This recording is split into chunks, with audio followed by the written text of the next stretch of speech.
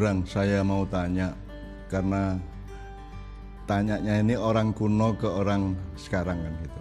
Saya ini generasi old tapi hidup di masa sekarang sehingga saya mengalami berbagai macam konflik di dalam diri saya karena apa yang berlangsung sekarang beda dan tidak bisa saya perlakukan dengan cara berpikir atau cara bersikap yang diajarkan oleh generasi saya zaman dahulu. Nah, terutama itu nanti kita akan omongkan secara khusus mengenai regenerasi perubahan-perubahan yang berlangsung pada generasi yang berbeda-beda itu. Tapi sekarang yang ingin saya fokuskan tanya ke Sabrang itu soal orang hidup itu kan harus berpijak pada kebenaran. Cuman kebenaran ini kan kalau dalam istilah saya selama ini kan ada 3 macam, ada bener dewe, benernya sendiri, terus benernya orang banyak yang mungkin itu bisa diaplikasi menjadi demokrasi, benernya sebangsa, benernya seumat manusia, sedunia dan seterusnya. Kemudian ada bener yang sejati, yang mutlak, yang bener-bener gitu ya. Nah, sekarang ini kan saya pusing sebagai orang tua, Bang, bahwa semua orang berpijak pada kebenaran, cuman masalahnya kan kebenarannya sendiri belum tentu benar bagi orang yang lainnya. Nah, ketika itu hanya urusan makanan, ini enak apa tidak, kalau hanya urusan kecil-kecil sehari-hari mungkin masih bisa ada pengelolaan untuk kompromi satu sama lain. Tapi kalau sudah urusannya kekuasaan negara, kekuasaan politik kan bener dewe.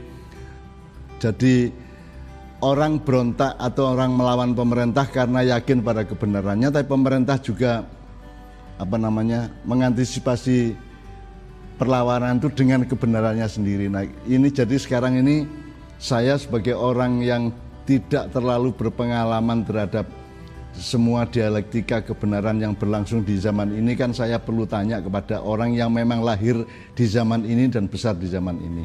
Jadi gimana sebenarnya soal kebenaran itu? Ada yang sering kita pakai ya, kebenaran personal, kebenaran orang banyak, kebenaran yang sejati dan seterusnya.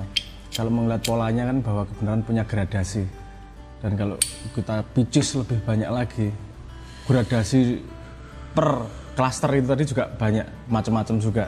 Kebenaran personal gradasi itu bukan hanya 2-3, bukan hanya 3 klaster itu tadi. Telundakan ya, bisa 10-20, bisa 100-200, bisa ada yang lebih detail. Misalnya kebenaran personal, ini kebenaranku sekarang sama seminggu kemudian bisa bergerak. Gradual juga. Ada pergerakan juga. Kebenaran orang banyak, seberapa banyak? Sekampung, seprovinsi, senegara. Jadi ada. Nah, yang disebut kebenaran misalnya gini loh. Yang dulu memalukan sekarang tidak memalukan lagi. Yang dulu orang merasa hina kalau melakukan sesuatu, sekarang tidak merasa hina misalnya, kan bisa kan. Jadi kebenaran yang menyangkut tidak hanya kebenaran itu sendiri, tapi juga kebenaran yang menyangkut semua aspek kehidupan. Karena kebenaran sendiri juga bukan kata yang bisa berdiri sendiri menurut saya. Kalau kita ngomong kebenaran berdiri sendiri, itu pasti punya asumsi di belakang terhadap framing kebenaran itu. Karena aku mendefinisikan kebenaran itu alignment, kesejajaran untuk menuju tujuan tertentu. Jadi nggak bisa ngomong benar atau salah kalau kita nggak punya framing atas apa ini. Nah, kita mau debat kebenaran, ini kebenaran personal segala macam itu kalau ujungnya wis beda. Debat kebenaran yo mospro juga. Gampangannya kalau mau ke Surabaya kan bisa lewat Ngawi, bisa lewat Bojonegoro gitu ya. Nah, ketika yang lewat Bojonegoro merasa bahwa yang Ngawi salah, yang lewat Ngawi salah gitu kan. Itu baru bisa dielaborasi atau dikelola solusinya kalau sama-sama Surabaya. Sama-sama kan? Surabaya. Ya. Kalau misalnya satu ke Surabaya, satu ke Semarang, nggak diomongin ribut mana jalan yang benar. Tujuannya sama atau enggak? Kalau tujuannya berbeda. Nah, ya, masalahnya sekarang tujuan hidup itu bukan Surabaya atau Semarang. Dia juga gradual. Jadi misalnya tujuan bernegara itu Gemah Ripah Loh Jinawi, keadilan sosial bagi seluruh rakyat Indonesia, kan sekarang Ngawinya dan Bojonegoronya kan ruwet juga gitu, gradual dan bervariasi dan penuh kemungkinan gitu loh, Bang. Iya, dan misalnya kalau kita ngomong tadi mau ke Surabaya gitu, itu kan kebenarannya juga tidak langsung menuju ke Surabaya. Misalnya lewat jalan mana duluan. Ini kalau misalnya Ngawi itu kan sudah antar kota. Ini pilihan dalam kota saja kan ada beberapa jalan. Asal kita tahu proyeksinya ke depan seperti apa. Sama-sama ke Surabaya, kita ngomong proyeksinya beda aja.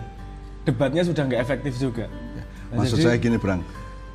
Tujuannya sama Surabaya ya atau Semarang. Itu aja juga berbeda, Bang. Itu aja juga gradual.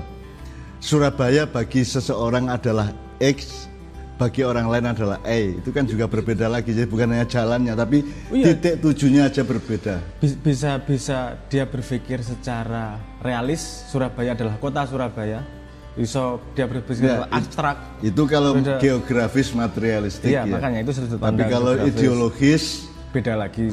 Makanya sampai lahir ada sosialisme, ada kapitalisme itu kan karena kalau ngomong tujuannya sama, menyejahterakan umat manusia, tapi kan itu kan kemudian manusia sejahtera itu yang sama rata, tidak ada kaya miskin, ataukah ada hak untuk kaya, ada resiko untuk miskin, kan juga berbeda. Jadi berbeda. Surabayanya aja udah berbeda pada manusia. Biasanya memang kalau tujuannya diomongkan dengan kalimat pendek, maksudnya rakyat makmur sejahtera, itu itu konsep sing abstrak banget itu. Iya. Dan itu manifest di imajinasi setiap orang juga berbeda. Ini karena ya demite ini yang detile. Kalau kita ngomong besar-besar ini, kalau ndelok kampanye misalnya semua yang ngomong menyejahterakan rakyat dan seterusnya, tapi yang kita perlukan detile, piye langkahmu menuju ke sana misalnya gitu. Karena tujuan besar dibikin abstrak, dibikin sapuan lebar, itu ya simpel-simpel aja, hampir semua bisa ngomong sama, pengen masuk surga semuanya pengen makmur, semuanya pengen adil. Neng detile piye iki? Karena kadang-kadang ada hal yang tidak intuitif juga. Iki misalnya contoh sing rodok menukik iki. Adil makmur. Semuanya Jadi, semua yang Sabrang maksud mungkin pokoknya baik lewat jalan mana, bagaimana cara menempuh jalan maupun titik tujuannya itu kan probabilitas semua ya. Semuanya kemungkinan. Tidak ada kepastian, tidak ada apa ya, Brang. Jadi uripe ora on off nek menurut gue gitu ya. Ya, jadi kalau melihat peta ini tadi jadi kelihatan bahwa kita nggak mudah ngomong bener salah itu seperti hitam putih.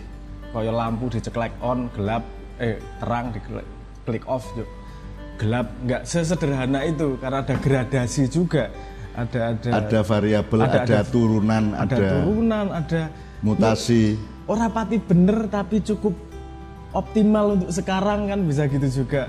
Jadi yang paling karena hidup manusia kan multifaset juga, multi dimensi juga dalam satu kehidupan manusia. Jadi kita ngomong kebenaran. Ini sebenarnya yang pengen tak garis bawahi. Kita tuh terbiasa dengan paradigma melihat sesuatu itu hitam putih, benar salah, apik buruk dan seterusnya. Padahal semua yang disebut baik itu gampangannya gini lah. Bagi yang ngelawan, yang benar adalah dia, pemerintahnya salah. Bagi pemerintahnya, yang benar adalah dia, yang ngelawan salah. Ya kan itu gitu, pada konsep aplikasinya. Ya. Itu pada aplikasinya seperti itu, contoh aplikasinya.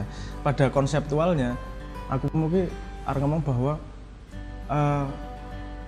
relativitas kebenaran yang kita alami ini kita tidak sadari.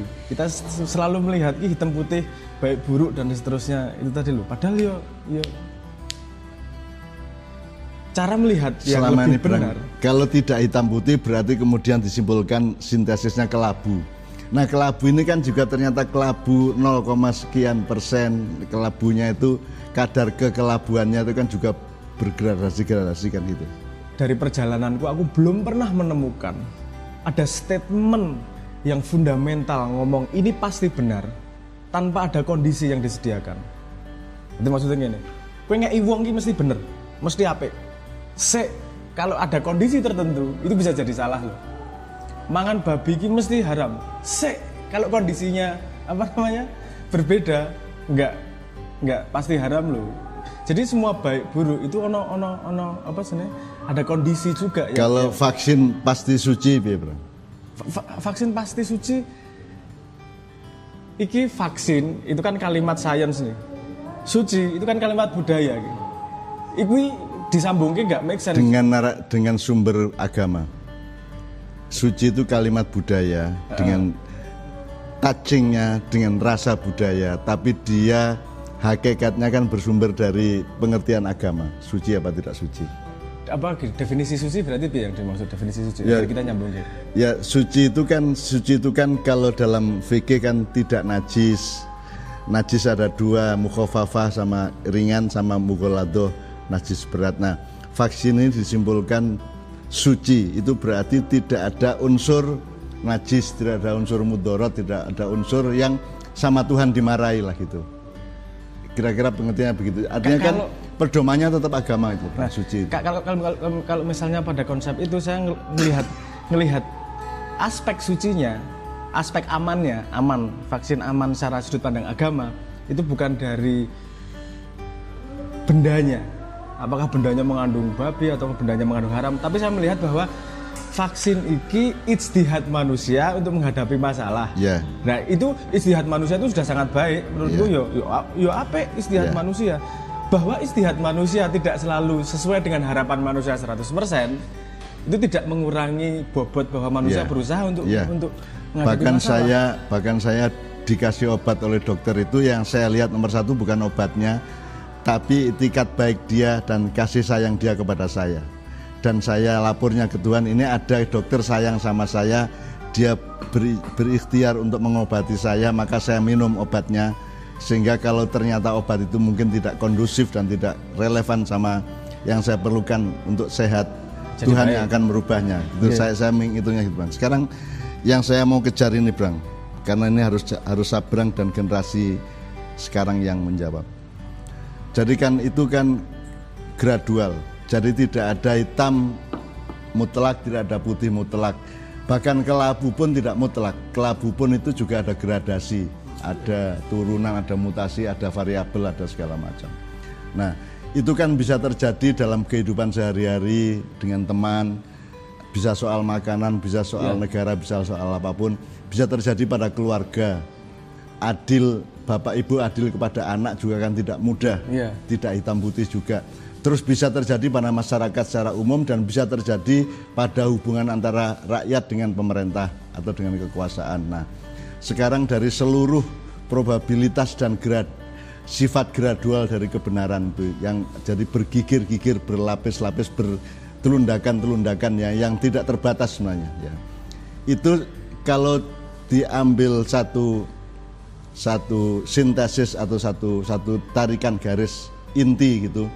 Terus jadi bagaimana sebaiknya sikap manusia terhadap situasi gradual dari kebenaran? Oke, saya akan menjawab ke situ, tapi backgroundnya dulu segini. Kalau kita ngomong tidak ada mutlak putih, tidak ada mutlak hitam, tidak ada mutlak benar, tidak ada mutlak salah, bukan berarti informasi yang di tengah kinjuk ngambang, nggak jelas ya. Tetap ada gradasi, lebih ke hitam, lebih ke putih, itu tetap ada. Jadi tetap ada relatif lebih benar A daripada B, ada relatif lebih salah. Tapi tetap relatif. Ada, tapi tetap relatif. Tapi ada ukuran relatif itu. Jadi ukurannya relatif bukan absolut. Kalau saya menganalogikan terhadap keadaan sekarang ini, jadi seperti orang naik sepeda. Orang naik sepeda ketika berjalan itu, dia harus mengantisipasi setiap saat. Ketika roda dua ya, sepedanya roda dua. Dia nggak bisa terus, oke, fix stangku gini, ontelku saat ini, mesti tiba. Karena kondisi keseimbangan bergerak terus dalam naik sepeda itu.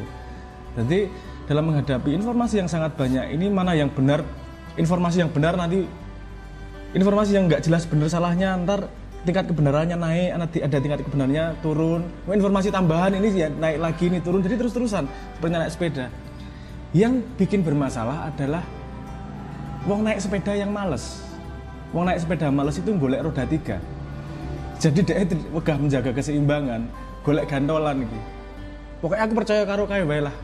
Mbuh piye ra urusan. Aku percaya karo kae wae lah. Saya mempercayakan kepada roda ketiganya karena dia tidak mau menjaga keseimbangannya sendiri.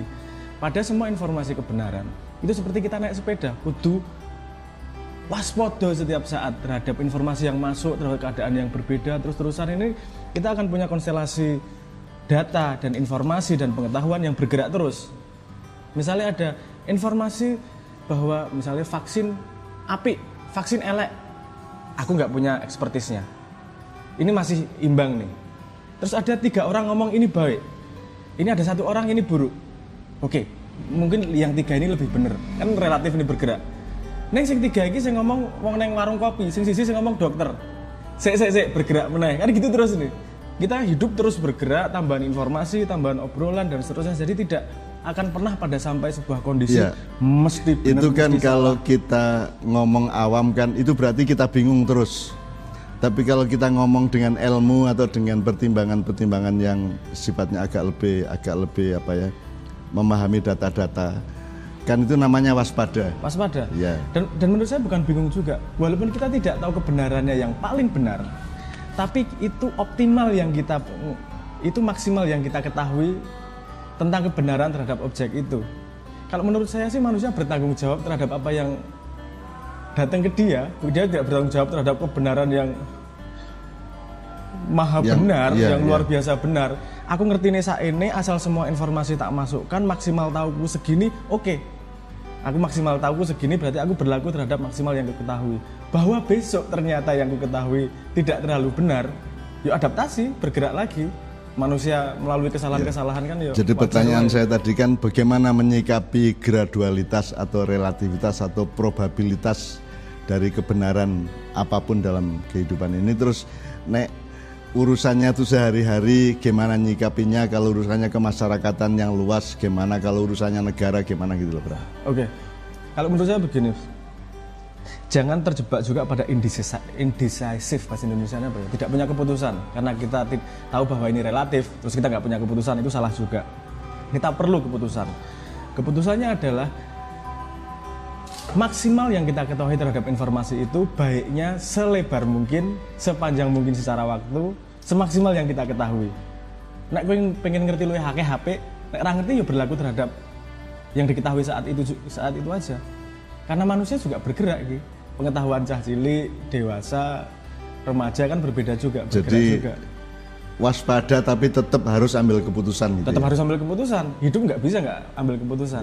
Ambil keputusannya tetap harus pada optimal kebenaran yang kamu pahami, walaupun bisa jadi salah di depan, tapi kita nggak punya pilihan lain. Meskipun tidak maksimal secara ilmu ya. Secara maksimal nggak, secara ilmu tapi optimal secara limitasi kita. Limit dengan keterbatasan kita. Jadi yang disetorkan jadinya bukan kebenaran kepada Tuhan, yang disetorkan adalah ijtihad. Sak ngertiku ngene lho Gusti, nyun sewu nek salah, tapi sepemahamanku yang dikasih tahu Gusti Allah segini, yang tak olah maksimal segini. Nanti ya kita teruskan yang urusannya sama optimalitas laporan kepada Allah itu ya. Saya kira untuk tahap probabilitas dan gradualitas kebenaran apapun saja itu sudah lumayan dijawab oleh Sabrang, tetapi kesimpulannya adalah kita harus tetap ambil keputusan di dalam kewaspadaan. Jangan ada keputusan yang tidak waspada, jangan saking waspadanya terus tidak bisa ambil keputusan.